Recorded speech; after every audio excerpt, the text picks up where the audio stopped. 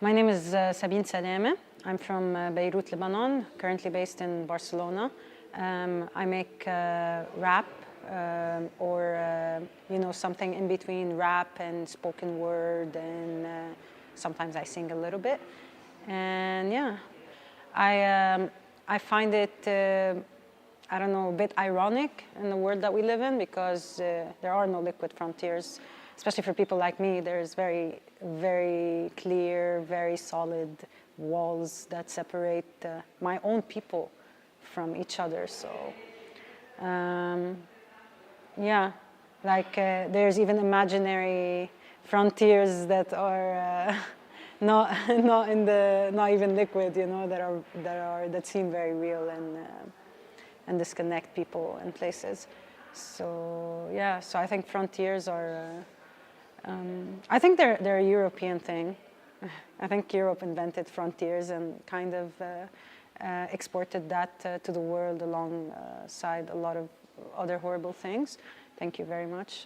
No offense, I'm sure you had nothing to do with it, but like, anyway, accept the responsibility of your ancestors for this part of it. Because if you think about it, like for example now, like Beirut, if you really think about the distance and the people and stuff like that, if you come in and see like how far, for example, Beirut is from Gaza, you realize that it's closer than how Torino is to Rome, or even maybe the suburbs of Torino, so. The only reason why we feel like this is another country is because there was this huge wall that got erected between us and separated this same people pretty much, because we have like similar culture, we eat the same food, we even speak the same language, our dialects are very much intertwined, like you said. And if I may borrow that sentence. And yeah, so I find like the idea of liquid frontiers. I don't think frontiers could be liquid. I think sometimes we have the illusion of liquid. I think sometimes people who don't have frontiers use that sentence when they appropriate other cultures or then they bring other cultures to Europe. Then maybe it seems to you that the frontiers don't exist because it's easy for you to bring other people's cultures here. But it's not easy for us to even connect with our own cultures because of the very real frontiers. I think it's a bit maybe different for different scenes, for different music scenes. Like definitely the experimental music scene has a different structure and vibe, and people behave with each other differently than they do in the rap scene, for example. And like the more I'm becoming a known person in the music industry, the more I'm meeting, big actors and big people and big promoters and big venues and, the big industry. And it's kind of scary, to be honest, because I come from a very authentic place, my art is very authentic, it's very real, it resembles me a lot. This is why I go by my real name also, because I felt like this is me and this is what I do. So then I meet these people of like the big industry music scene, and there's no one that's like real there, like very few people are actually real people, you feel like you're behaving with like concepts and phenomenons and like, it was strange to me at first, this part, and I think it's a bit tough also going around that part. I think now that I have a manager, it's easier in some parts because he gets to deal with some of that stuff and I don't have to deal with it directly. But there's a lot of wolves out there, especially when you're a woman. Especially when you're an honest, authentic, fragile person who's not afraid to be fragile in their work. So that actually opens you up to a lot of a lot of people who want to take advantage of you, a lot of people who want to take advantage of your image or want to ride that, whatever you have in order to create something for themselves as well. And, but there's definitely also good things there. And I think a lot of the good things are, I think there's an opportunity also of being a woman, because there's not that many women in the scene and the Arabic rap scene, for example. So that creates opportunities for me that the guys don't necessarily have. Because, but also these opportunities sometimes come in a superficial way just because I'm a woman, you know, like, oh yeah, let's put this, you know, oh, woman, yeah, you know.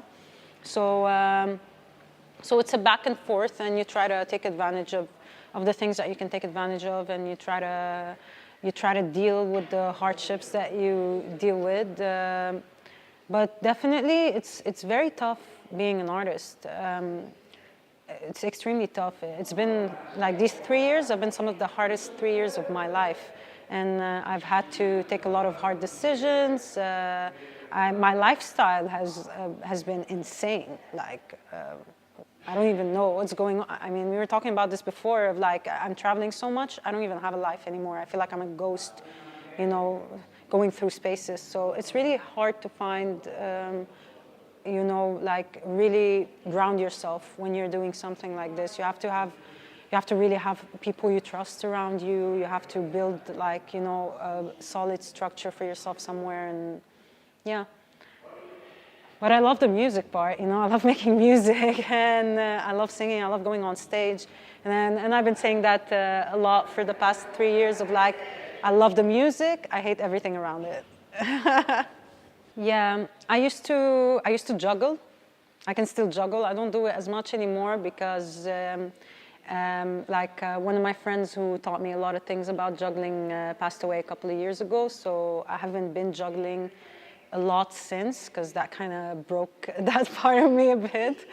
And but I still do it from time to time. And I enjoy doing a lot of things. Like I really love cooking. I'm very, very passionate about food, so I think that's something I share with Italians and Lebanese and Italians. We love food, so that's a common point we have.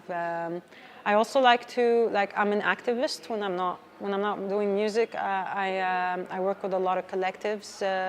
I mentioned that I'm in a music collective. I'm a rap collective that I started with 2 other queer migrant people artists in Barcelona. So that's one collective I work with. I have another collective that's a network for Palestinian prisoners.